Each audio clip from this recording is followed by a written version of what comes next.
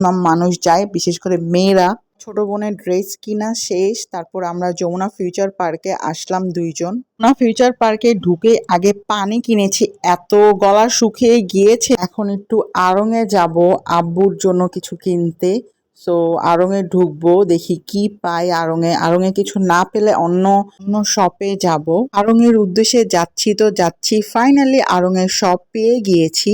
যমুনাটা এত বড়, মাঝে মাঝে ভুলে যাই যে আড়ং কোথায়, অঞ্জন কোথায়, নবরূপা কোথায়, যদি আমরা পকেট গেট দিয়ে ঢুকি মাঝে মাঝে। ফাইনালি আমরা আড়ং-এ এন্ট্রি করেছি। আড়ং-এ এত গরম, এত গরম আর এত মানুষ, আর ওরা তো ডংফং করে যে আপনারা ভিডিও নিতে পারবেন না, পিকচার নিতে পারবেন না, মানে কি যে শুরু করে তারা। আড়ং-এ ঢুকে আমরা পাঞ্জাবি সেকশনে গেলাম, আব্বুর জন্য পাঞ্জাবি দেখছি।